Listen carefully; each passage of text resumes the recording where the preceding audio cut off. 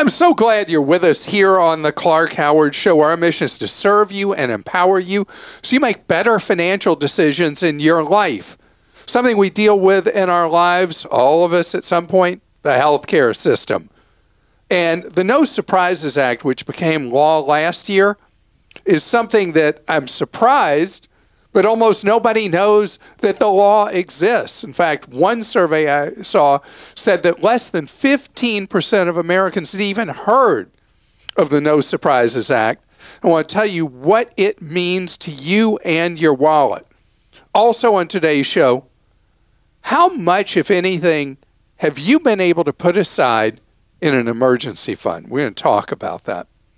So, the No Surprises Act was passed and took years to go into effect because people who have insurance and go in network for care can end up getting stray medical bills that are now, in most cases, illegal.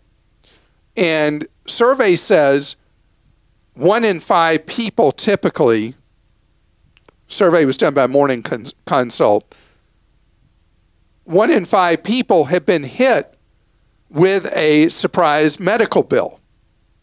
So the idea of this is, let's first deal with emergencies.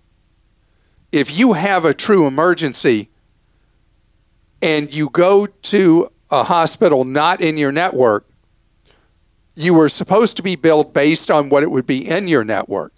But that's not the main part of this. The main part of this is you seek medical care in network, and then they send you to, or let me give a better example.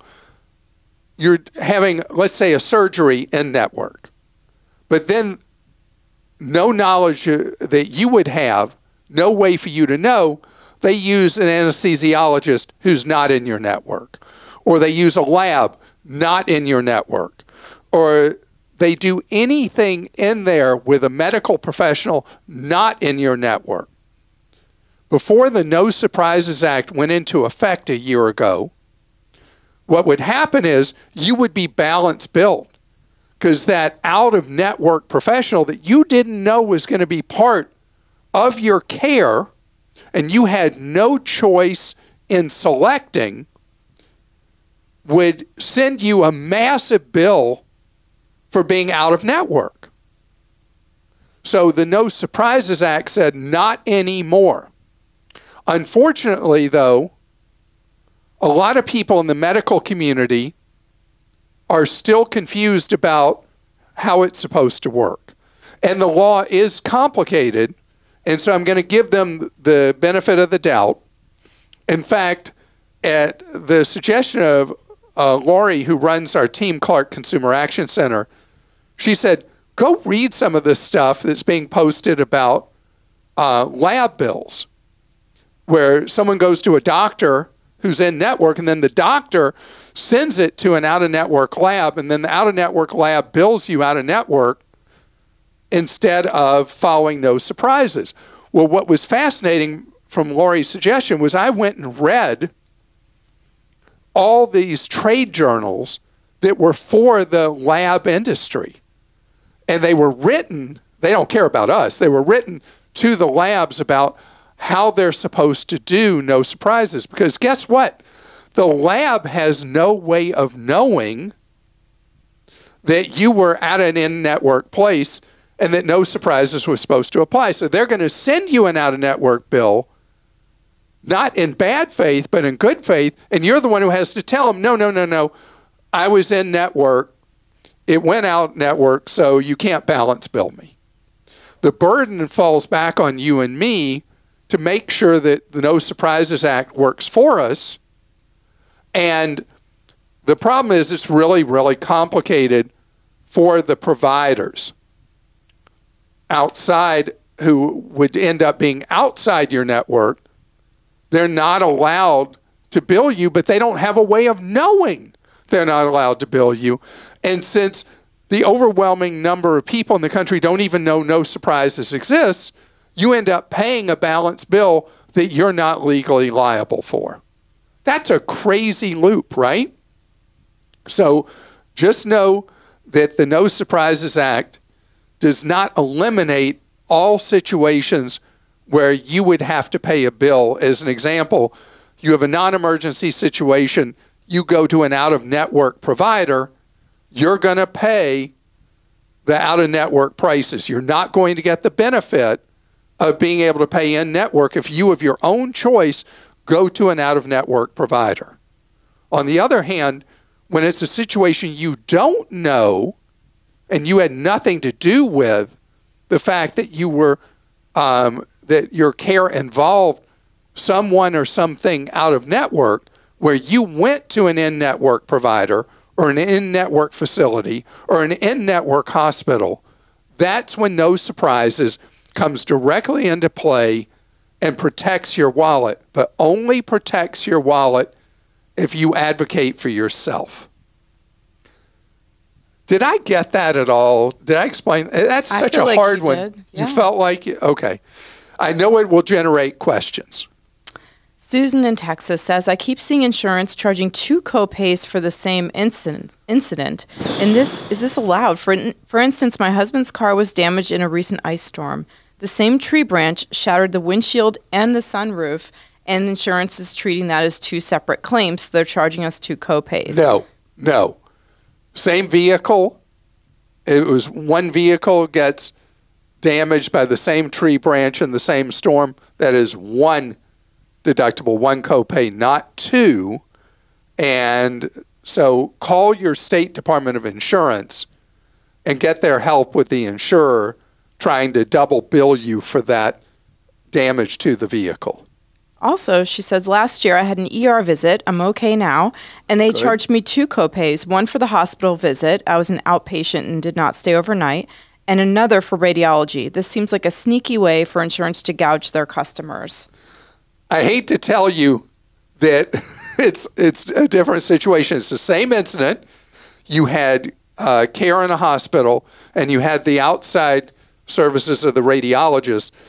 The radiologist, in the example I gave, if the hospital you were at was in network or the ER visit was an emergency and you end up being kept, even if the hospital was out of network, it's billed in network and the radiologist is billed in network. But yes, they would both have their own copay. Insurance is messy, isn't it? It's so complicated. Brian in Oregon says, you offered some wonderful advice that I would like to echo. It's concerning obtaining a second opinion on medical issues. I was diagnosed in the fall of 2021 with cirrhosis of the liver and failing kidneys. Wow. This was due to a disease called NASH, non-alcoholic. I'm not going to try to pronounce that. I was tested for a possible transplant, but was denied the transplant. I was told I only had 2 to 3 months to live. I lived past my expiration date, and upon advice from my family physician, we sought a second opinion and found the Mayo Clinic in Phoenix. On August 4th, 2022, I was given the gift of life from a deceased donor, a second chance at life, and more time to play with my grandchildren, travel, and to serve, and more time to listen to your podcasts. The doctors, nurses... That was the punishment part, right? Listening to the podcast. The doctors, nurses, and lab techs at Mayo are fantastic. Thank you so much for your great example. This is so ironic, but a neighbor of mine who was also facing death went to the Mayo Clinic. In her case, they have the Mayo Clinic in Rochester, Minnesota, the main campus, and then in Jacksonville, Florida, and then in Scottsdale, Arizona. The one that was the one where Brian was treated. Mm-hmm. He said Phoenix, but it's in Scottsdale. Same idea.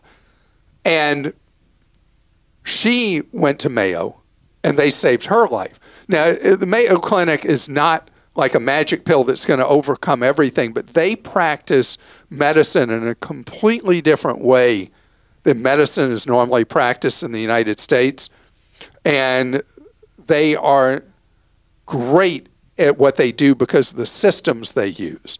And the way medical professionals there are, it's just the culture. They all work together in concert to treat a patient. And you think about, in this case, where Brian had both kidney failure and liver failure, and Normally, hospitals would just, and medical professionals would say, gosh, go have a nice life. Make sure your will's up to date. Mayo was able to save him. And my father, I haven't talked about this in a long time, but he died back in the 1980s. And he died at the Mayo Clinic in Rochester. And you'd think that with him having died there, that we as family members, because the bad outcome, would have a bad opinion of Mayo. We were so impressed with the care there that I have a brother who used to live in Arizona and now, ironically enough, lives in Jacksonville Beach, Florida. And he and his wife have been Mayo ever since the experience they saw with my father's care at Mayo in the 1980s, because it is a different level of care than generally you'll find in American medicine. That's said by a layperson who, I've said repeatedly, I have no medical aptitude at all, but I understand humans and I understand the culture they have there, and it was superior. And so I'm so glad that they were able to save your life. Sarah in Indiana says, I'm about to graduate from grad school and start my healthcare career. I keep seeing ads for physician mortgage loans, which advertise no PMI and little down payments required for physicians and advanced practice providers. Will we end up paying a higher rate if we buy a house under a physician loan? Are there egregious fees associated with such a loan? Going this route will help my husband and I buy a home sooner, but we don't want to get scammed. Is it too good to be true? So it's not a scam.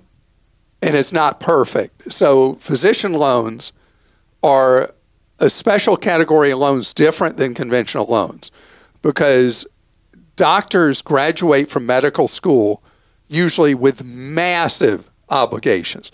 It's not at all unusual for them to have hundreds and hundreds and hundreds of thousands of dollars in student loans from medical school. Plus, they have a shorter work cycle than normal earthlings, because they tend to have had to stay in school and internship and residency and fellowship till they're past their 30th birthday, where the rest of us have been able to earn income from our late teens or early 20s forward.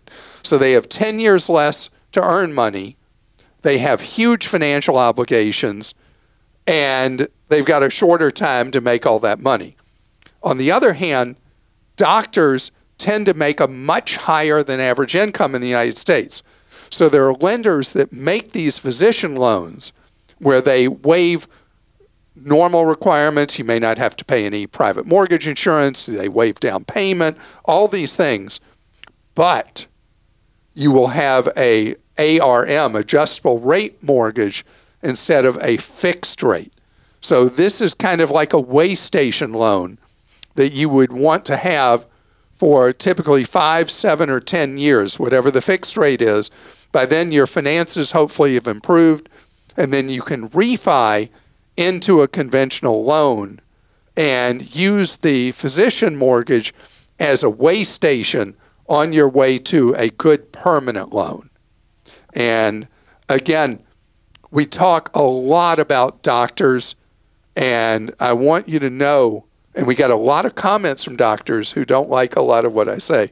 I want to tell you, I really appreciate the dedication, the intelligence, and the long years of study that ultimately go in to serving patients, improving the health of patients, and keeping patients alive. Coming forward, how are you doing with your emergency fund? There's new data out that Americans aren't doing as well with that as they were, and we got to talk this through. I want to know, if you were to get hit with a sudden curveball in your life, your vehicle needs a repair, the water heater goes out at your house, AC goes out, surprise, somebody gets sick and you have a medical bill you weren't anticipating, whatever it is, where you have a need for your rainy day account. Because, you know, financially, there's always going to be times that it's raining. And so how are you prepared? Well, Bankrate Forever has done an annual survey and found that the number of people who can handle that financial oops stays typically in the 40-some-odd% of Americans. That if they got hit with a surprise, and there are different surveys, there's another organization does one, could you handle a $400 surprise expense? Bankrate does $1,000. And so again, in their survey, not quite half, a little less than half of people could handle that unexpected emergency. The number of people, though, who are really wheezing financially has been rising because we as Americans, and I've talked about this as long as I've done this all the way back to the 1980s, we in the United States do not save culturally. Our cultural makeup, we don't save like people do in other cultures. And recently, Americans have been saving a very, very small amount of their pay. Part of that is recent inflationary pressure in the economy. But outside of people who are living truly paycheck to paycheck, it is cultural. Because people in countries where people don't make nearly what we make and don't have the standard of living we do, they save so often a third of what they make. In the United States, we usually are saving somewhere around 5 cents to 6 cents of every dollar we make. Tiny compared to other cultures. We have always been here and now, enjoy it today because you don't know what tomorrow will bring. And I look at it the opposite. I look at it more like other cultures that we don't know what tomorrow is going to bring. And a lot of times it's going to bring an oops of some kind. And we need to be prepared for it. But the fact is, a lot of us in the United States, it's just not, we're not wired that way. So how do we pay for that emergency? We use credit cards or payday loans or something like that.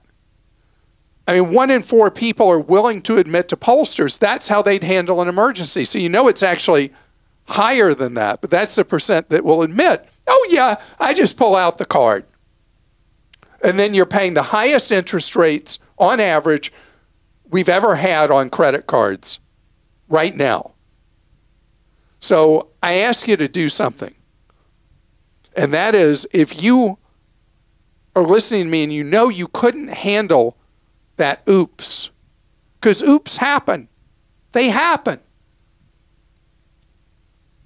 I'd like you to start saving something every paycheck. Let's keep it simple. $10 a paycheck goes into a savings account with an online bank. And your employer probably allows split deposits of direct deposit where you can have money go into your regular checking account wherever you do your banking.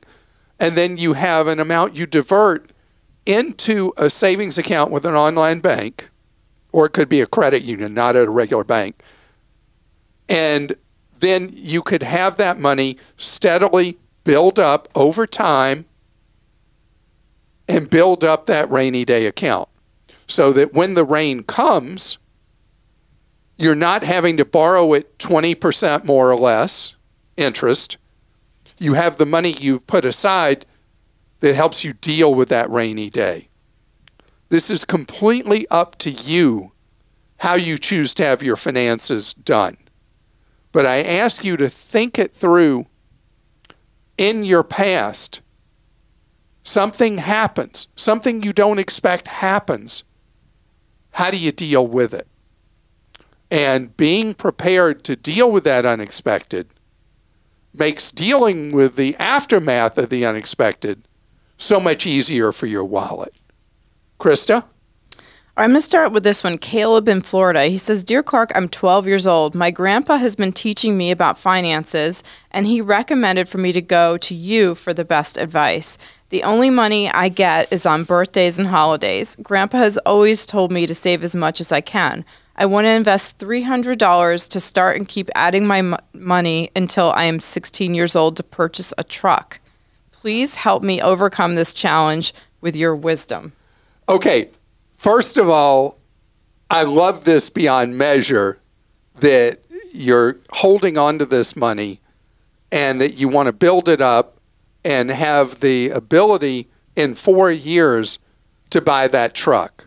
So you can't invest that money. I love investing. And if you had money you were willing to invest for the long term, I've got something I'd want you to do, and I'll mention this for other preteens and teens.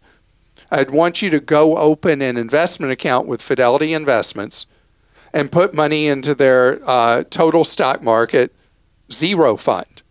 But in your case, you can't do that because you're going to need the money in 4 years, and you can't invest in the stock market for the short-term kind of need you have that's 4 years away. So if it was money you could put aside for longer, take that $300, you'd open an account at Fidelity and invest it. But because it's for the car, the truck, you need to put the money into the best earning savings account you could do. Or you could even put money at a place like Fidelity and put it in their money market fund where you'd earn 4.5% right now. And that's much better than you could earn most any bank in the country, better than you could earn a credit union. I mean, that would work. So Fidelity may be the best answer, and you'd need grandpa's help or someone else to open that account, but they allow a younger person to have an account with them, an investment account, and you could put a little bit of money in that Fidelity Total Stock Market Zero Fund and put the rest in the Fidelity Money Market Fund. Now, I want you to learn what these things are because you're motivated and you're at an age that is great to learn. I was reading an interview with one of the top investment gurus last week that I read in the Financial Times. And when did he start learning how to invest? How old was he? He's now an older man. Yes, Christa. 10. 10 is the, did you read it? No. 10 years old. You're 12. I mean, you absolutely today have access to so much more information than he had when he was 10. There was no internet. There were no computers, nothing like that.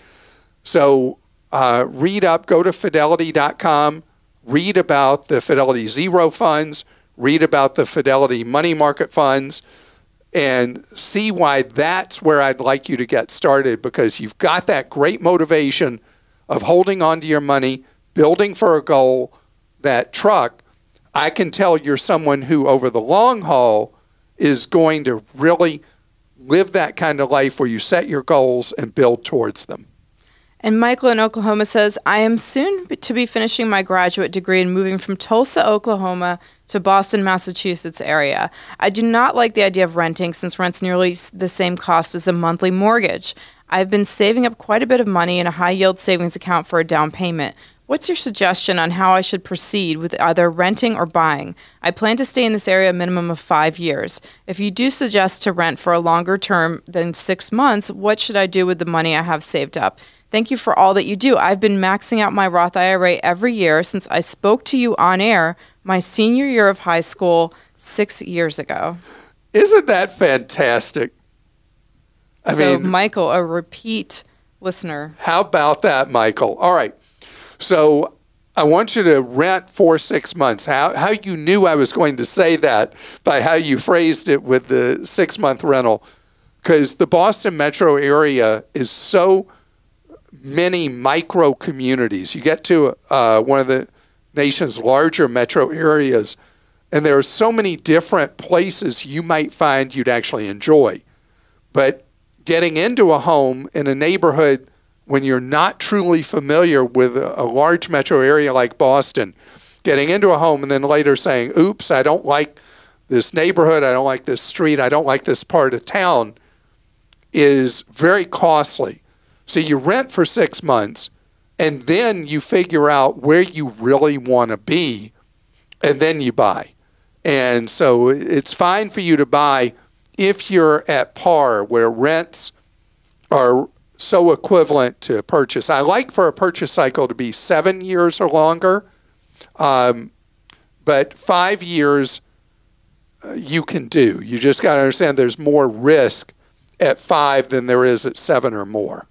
And from Gerard in North Carolina, I searched for a retirement calculator on your site, but this just gives Social Security retirement. Is there a site or calculator you'd recommend? The Fidelity site has one, but it's not comprehensive, and I suspect will always say, not enough, invest more with us. Am I too cynical? And just so you know, I did bring this up with our team, and we're going to try to come up with something with you to create a retirement calculator on our site. Ooh, it's complicated because you got to do Monte Carlo analysis. So, Gerard, if you're not familiar with Monte Carlo modeling, it is something that where, as you're building up money for the future, it takes into account the what-ifs and the probabilities that at some point on your ride, and especially if it's close to when you're retiring, the risk that your money will be devastated by a decline or a long-standing bear market has to be accounted for.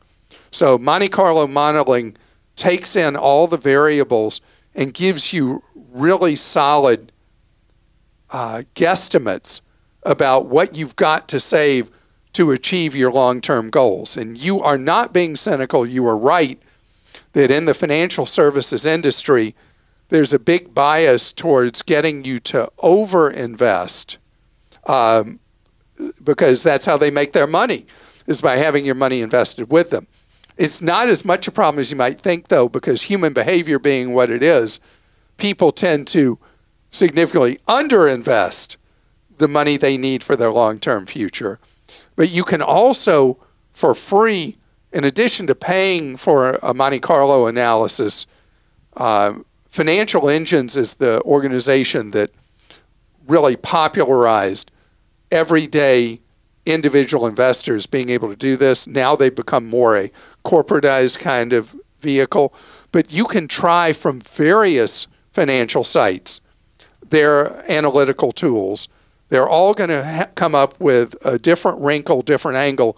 But I'd say if you try 3 or 4 of these, you'll have enough information to have a real sense, blending the results they have, of where you need to go with your money.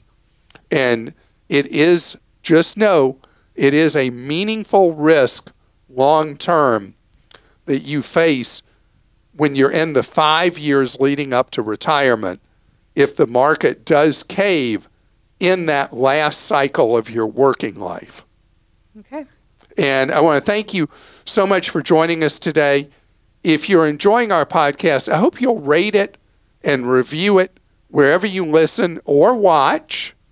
And don't forget to subscribe, because we are here to serve you with our podcast 5 days a week, giving you what we hope is excellent, actionable information for your wallet. Have a great day.